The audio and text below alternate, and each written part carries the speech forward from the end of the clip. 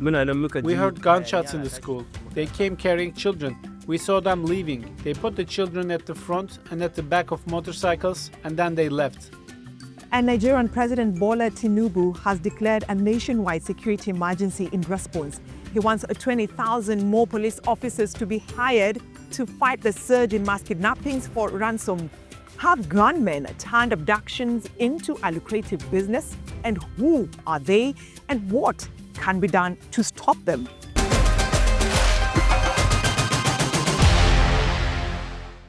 Nigeria is no stranger to kidnapping, particularly school children.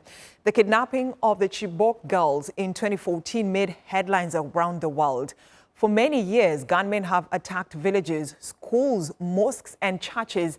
But in recent weeks, the number of abductions has been on the rise. Now, on 17th November, gunmen abducted 25 girls from a boarding school in Kebbi State. A student managed to escape the attack. After more than a week, the government announced that the remaining 24 students had been freed.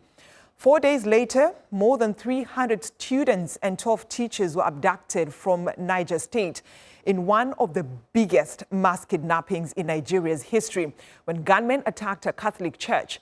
At least 50 students managed to escape, but more than 200 students and staff are still missing. On the 23rd of November, 13 teenage girls who were working on a farm were kidnapped by a Boko Haram faction known as ISWAP in Borno State. Only one girl managed to escape, while 12 girls are still missing.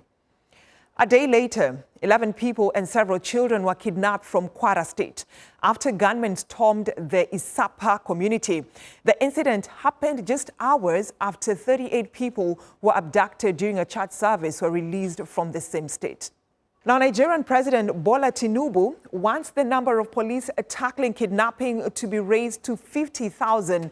He ordered the withdrawal of officers from VIP guard duties for redeployment to conflict zones.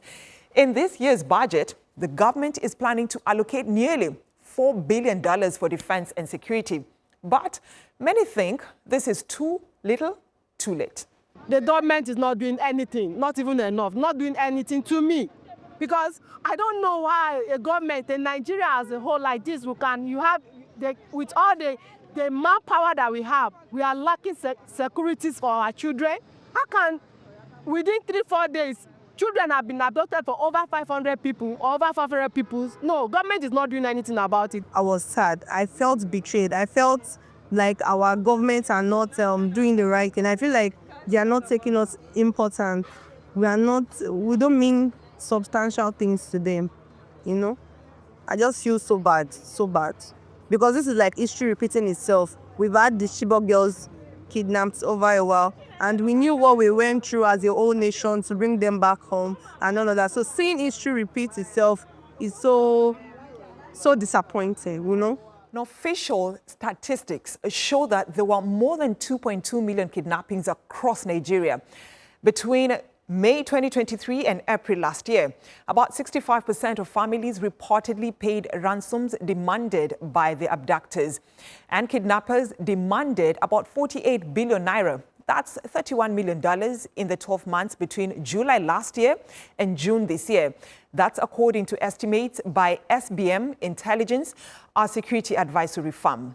But kidnappers were reportedly paid about 5%, or about $1.6 million by affected families. The SBM intelligence report concluded that the kidnap for ransom crisis has now become a structured profit-seeking industry. Let's hear more from Kabir Adamu. He's the managing director of Beacon Security and Intelligence Limited. He joins me from Abuja, Nigeria. Thank you, Adamu, for joining us here on Africa Matters. So do you agree with the conclusion that kidnappings in Nigeria have become a business? Yes, the kidnap for ransom industry is blossoming. And this is in spite of the fact that the current government, headed by President Bola Tinubu, was very clear about payment of ransom. In April 2024, he wrote an op-ed in Newsweek magazine, where he made the position of his administration very clear about the payment of ransom. He quoted sections of Nigeria's terrorism prevention and prohibition law, which prohibits the payment of ransom. Unfortunately, almost a year plus down the road, we're still seeing the payment of ransom across different enforcement agencies. So the government is going against what it had agreed on earlier on and has decided to pay the ransom. So why do you think then, just based on what you're saying, the government is finding it easy, or why is it easier for the government to negotiate and pay money for the release of the kidnapped kids? So in kidnap or ransom situations, you don't want the incident to happen. You want to prevent it. But the moment the incident happens, you honestly don't have any choice. Remember, these are loved ones. In most instances, they are children. And so some payment of ransom will have to be made in order to relieve the victims, especially in this instance, where the Nigerian security enterprise has not been very effective in rescuing the victims of kidnap. Now, with regards to the figures that you quoted, I do have some doubt regarding the credibility of those figures. Based, as you know, I do run a firm, and we do keep data of such occurrences.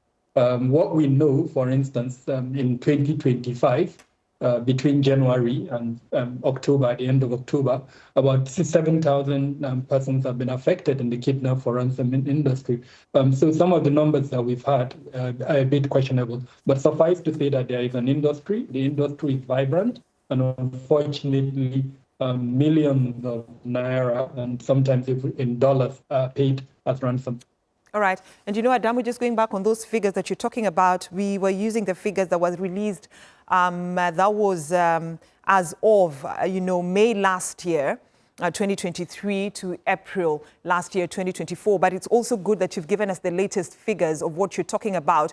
So is the government tackling the kidnapping business as it should? It can do better. Nigeria has about 42 ministries, departments, and agencies that are involved in security.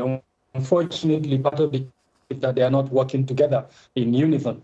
I would want to mention specifically the role of the Nigeria Financial Intelligence Unit. There is a shadow economy that runs into trillions of naira. And this is where most of the monies involved in the payment of ransom kind of circulates. Nigeria has a cashless policy. You can't go and withdraw 5 million naira as an individual. As a corporate organization, you can't withdraw 10 million naira. Once you do that, it would be monitored by the government. But ransoms are being paid in huge amounts above this limit that the state has put in place. So clearly, there are gaps within the banking system, within the formal economy. There are also gaps within this informal economy that allows this money to be moved around without the government, kind of stopping it. In today's world, with technology, you can track the money even after it's been paid and the victims have been freed. You can track the money and go after the perpetrator. So on the one hand, there is a weakness in tracking. Then there's also a weakness in law enforcement going after the perpetrators after they've collected the money. And this, unfortunately, is now driving the industry bigger than what it is at the moment. Law-abiding citizens find it difficult, to survive. Then these criminals collect the proceeds, enjoy it, and kind of live lives that incentivizes crime, as it were. All right. So we'll get into how the government is tackling that whole issue of kidnappings. But then we'd like to know, who are the gunmen behind the kidnappings and why has the government actually failed to stop them so far? So there are two categories of two groups that are involved in kidnapping. The one are the ideological non-state armed groups affiliated with Al-Qaeda and Islamic State. There are about 6 of them in Nigeria. I'll quickly mention them: the Jamaat al-Ahl-Sunnah al-Dawati wal-Jihad, the Islamic State in West Africa province, the Lakurawas, the Ansaru, the Mahmudawas, and then the Ansaru. So these 6 are generally called Boko Haram, but I mean, it's important to distinguish between them and understand their motives. So that's one group, these ideological non-state actors. And then you now have the criminal gangs that are purely driven by commercial motives. They are generally called bandits, and they operate in camps. They are numbering about 25,000 to 30,000, grouped into small camps and operating in mainly northwestern and then north central Nigeria. The group I mentioned are mainly in northeastern Nigeria, but they also have presence in north central Nigeria. And they are principally behind the kidnap for ransom industry. But then there are also other criminal groups that are transnational, that exist in southeast and southwestern Nigeria, and sometimes also in north central Nigeria. They also engage in the kidnap for ransom industry. All right. So just based on the giving us an in-depth explanation on the people who are behind these kidnappings, one then would wonder, why has the government failed to stop kidnappings across the country so far?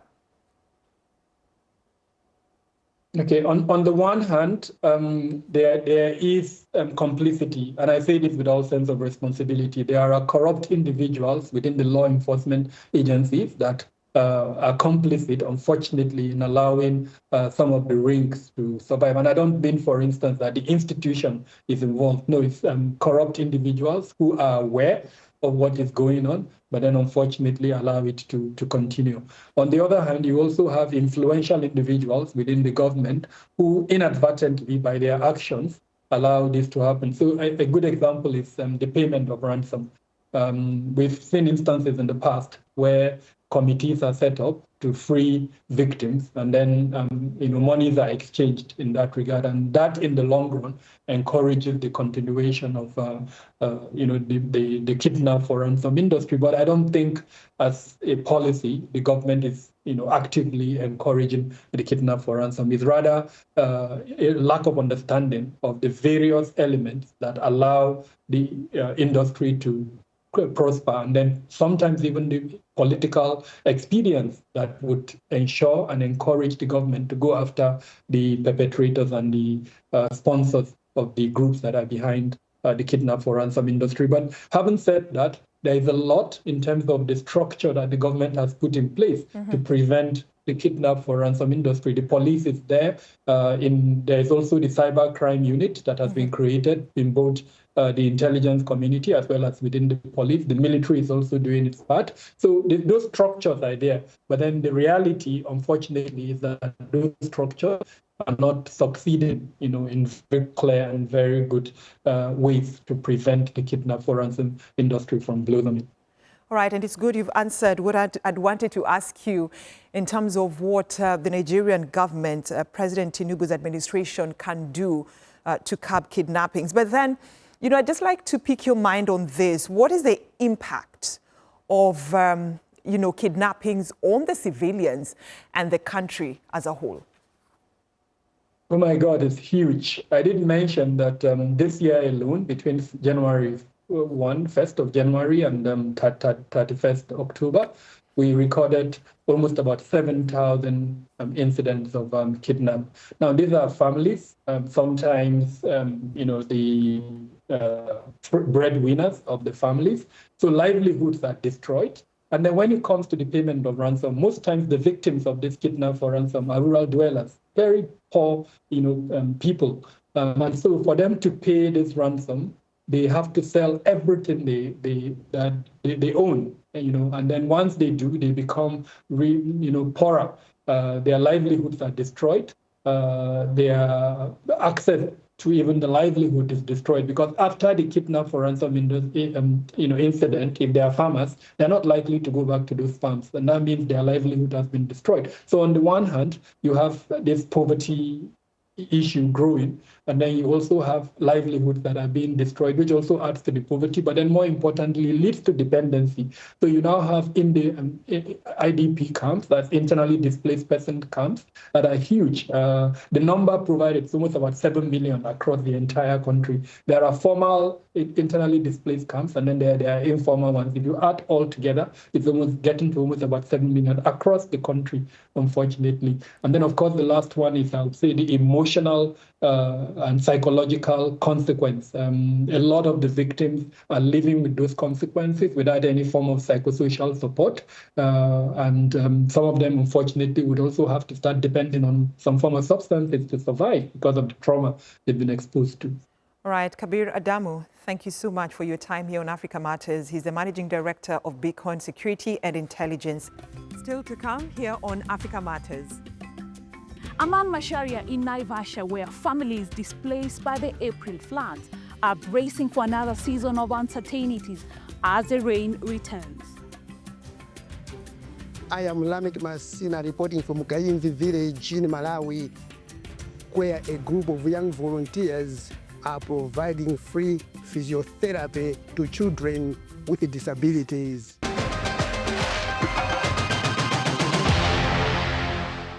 To Kenya now, we're just 90 kilometers away from the capital, Nairobi. The stark, brutal reality of the climate crisis is already playing out.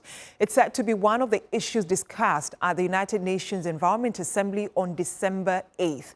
Anne Macharia visited Lake Naivasha and spoke to residents who've been recently displaced.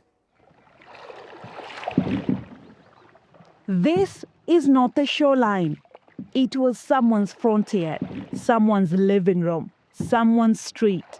Kenya's Lake Naivasha has expanded so far that it now sits where families once cooked, farmed, and played. The only way to move around here is by boat. Some residents have turned to fishing to survive. Others have built improvised floating boats from plastic drums and timber. I have suffered a very big loss. Even the house where we were living, we had bought it. We are residents here. Now the house and everything is in the water.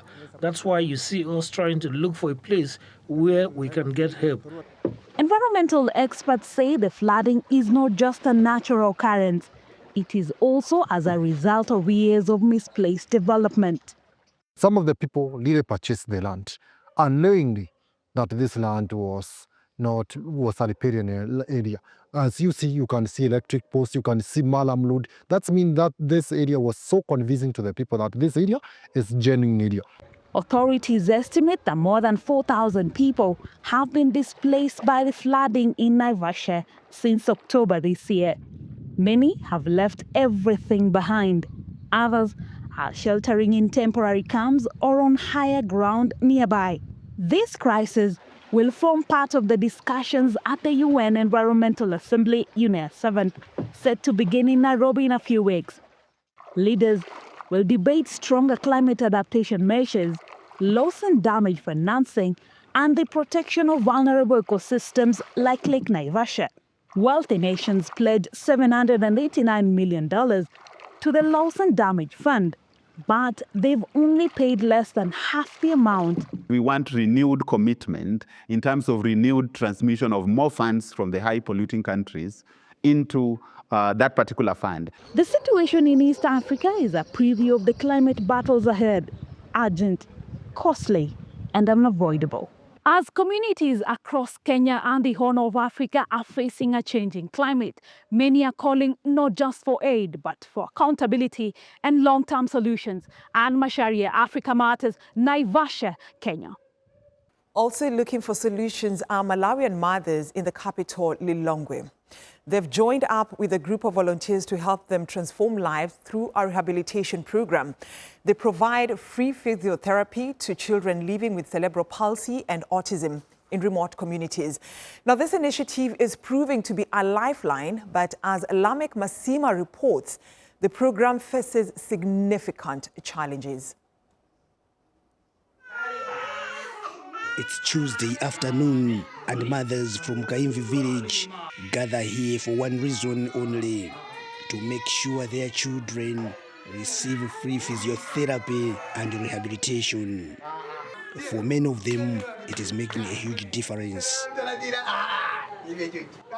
I can see changes now. In the past, he couldn't walk long distances without falling. But since we started coming here, he has improved so much. I even enrolled him in school. A local charity, Active Life Children's Foundation, runs this community outreach program for children in hard-to-reach areas. I used to take my child to Malawi Council for the handicapped, but the distance was too long. I was told to continue therapy at home, but I didn't have the knowledge to help my child with autism. Nearly 200 children have benefited since the initiative started 4 years ago. We handle different kinds of problems. We see cerebral palsy. This is actually the bigger condition here, cerebral palsy. We also have some kids with Down syndrome and some with developmental delays. But transportation to reach some remotest areas during the rainy season tops the list of challenges facing the program. Kadewele says another concern is malnutrition among children, which slows down recovery. According to UNICEF, between January and August 2025, cases of severe acute malnutrition in Malawi rose by 23%, while moderate malnutrition increased by 86%, largely because of food shortages. Looking at them, you can see this one hasn't eaten. They are too weak to handle physiotherapy. So sometimes we offer intensive therapies to kids who haven't eaten. The Malawi government has appealed for international help to address the prevailing food shortages. Authorities at the Malawi Council for Disability Affairs, the lead government agency on disability issues, say they are working with local councils to make community-based rehabilitation services more accessible across the country. So far, the organization says it plans to expand to more districts to ensure that every child has received an assistance they need. They also plan to start providing nutritious foods to children undergoing physiotherapy if they get enough funds. Lamek Masina, Africa Matters, Lilongwe, Malawi. Our trip across the continent ends in South Africa. It's where a group of cyclists who delivered medicines during the COVID lockdown are now aiming to stop the traffic in Cape Town. Yunus Demiroglu has that story. In a nation the World Bank says is the most unequal country in the world, the Langa Bicycle Club is cycling for change. Founded as a grassroots organization to deliver medicine to bedridden township residents during the COVID-19 pandemic, its founder says they've expanded into reducing South Africa's carbon footprint by making cycling more accessible. If the city can measure goals to at least combat climate change by 2030 by this certain amount, they shouldn't be segregating communities in order to do that. They should listen to all voices. They shouldn't make Cape Town beautiful there and not beautified here. It should be equal. The city that we want, it's an equal city. It should be accessible for everyone. Which is why Mzikona says they're pushing for more inclusive road systems. Our South African government has been building cities from the car perspective for so long that we are trapped with these challenges now. Access is denied, and also cars always thinks that they are the ones who are elder and the ones which are bossy. I've been bullied a lot by cars. It's not only me, even children that are claiming the streets get bullied a lot by cars. The Langa Bicycle Club has grown enough to provide 1,000 households with cycling lessons, guided tours, and bike leasing every year. Their mission is similar to that of the young urbanists, who are advocating for sustainability as well as a more diverse and inclusive societal structure. They're in Cape Town's central business district on Sundays, when the streets are closed to cars as part of the Open Streets initiative. This project is actually to connect the CBD and places like Langa, the oldest centralized township in the city of Cape Town. So So again, it's not just about cycling, but it's benefiting everyone other than just private cars. Government can use these new tactical ways or public-private partnerships to bring to those marginalized communities. So if it works, if we can test it in the CPD, that's a bit more formal, more privileged, we can take it to the areas that actually need it. World Bank data reveals that racial economic disparity has actually grown since the end of the apartheid in 1994. And these pictures taken by Johnny Miller across various neighborhoods in Cape Town show the stark divide. The lack of sufficient infrastructure has left those living in poorer areas with less access to grants and scholarships, extracurricular activities in and outside of school, as well as local job opportunities. Meanwhile, the service industry, South Africa's largest sector, is growing, while the mining and agricultural sectors, which employ most people, are declining. Equalizing the economic playing field may be a huge undertaking, but these cyclists are determined to keep the wheels turning. Yunus Demiroğlu, Africa Matters. That's our show this week. Share your thoughts about the Nigeria kidnappings and what you think should be done. Leave your comments on our Africa Matters YouTube page or on X. Thanks for watching, and it's goodbye from me, Brenda Zeda Radido.